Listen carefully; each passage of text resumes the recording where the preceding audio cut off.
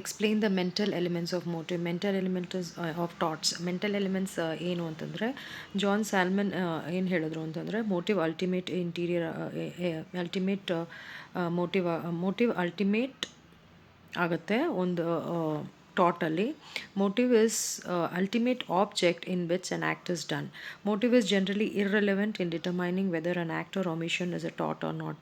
So motive usually ಏನಾಗುತ್ತೆ, irrelevant ಆಗುತ್ತೆ determine ಮಾಡೋಕ್ಕೆ ಥಾಟಲ್ಲಿ. If the conduct of a person is unlawful, a good motive will not be a defence for a defendant. And if the conduct is being lawful apart from the motive, a bad motive will make him liable. So motive conduct unlawful ಆಗಿದ್ದಾಗ ಇದ್ದು ಮತ್ತು good motive conduct unlawful ಆಗಿದ್ದಾಗ good ಮೋಟಿವ್ನ use ಮಾಡೋಕ್ಕಾಗಲ್ಲ ನೀವು defence ಆಗಿ. ಮತ್ತು conduct lawful ಆಗಿಟ್ಬಿಟ್ಟು motive ಚೆನ್ನಾಗಿಲ್ಲ ಅಂದ್ರೂ it will make him liable. So ಇದು ಇಂಪಾರ್ಟೆಂಟ್ ಆಗುತ್ತೆ. ಸೊ ಮೋಟಿವ್ ಒಂದು. ಇನ್ನೊಂದು ಬಂದ್ಬಿಟ್ಟು ಮ್ಯಾಲಿಸಲ್ಲಿ ಏನು ಅಂತಂದರೆ ಎರಡು ಥರ. ಮ್ಯಾಲಿಸ್ ಯೂಶ್ವಲಿ ಮೀನ್ಸ್ ಎರಡು ಮೀನಿಂಗ್ ಇದೆ. The intention in which you are doing an act. Second, the action determined by improper motive. ನಿಮ್ಮ ಮೋಟಿವ್ ಸರಿಗಿಲ್ಲದೆ ಇದ್ದಾಗ. ಓಕೆ, ಇದೆರಡು ಇಂಪಾರ್ಟೆಂಟ್ ಆಗುತ್ತೆ. ಸೊ ಇದಕ್ಕೆ ಮ್ಯಾಲಿಸ್ಗೆ you can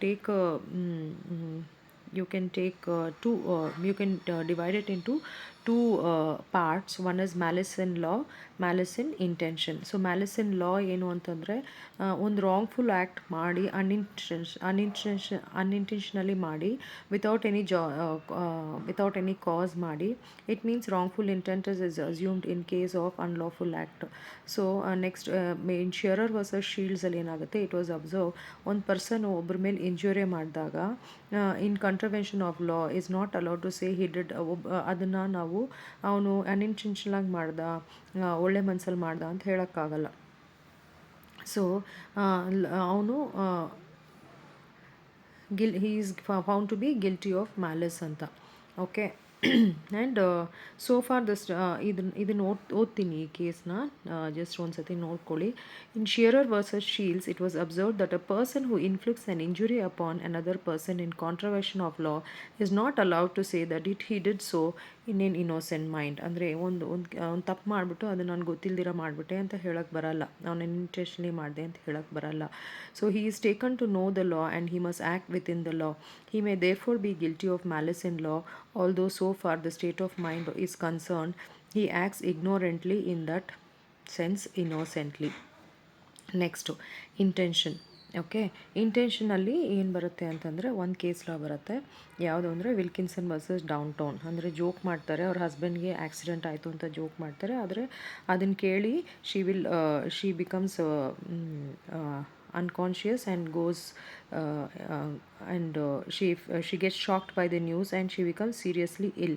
So she subsequently, what she does is she sued the defendant for damages. So the defendant claimed he never wanted to harm, but still holding him liable. The court observed that the mere intention was not the essential factor. The defendant was aware of the natural and probable consequence.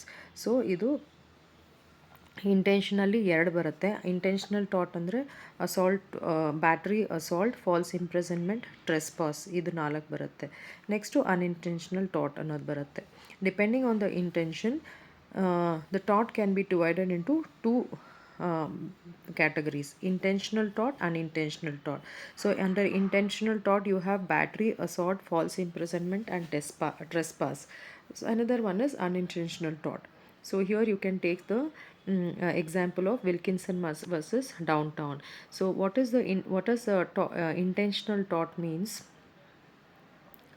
It is a tortious liability that may arise if a person causes an injury related to life, property, reputation, etc. of victim. According to tort law, the liability may be incurred irrespective of whether the injury was intentional or accidentally inflicted. Okay, that is the definition.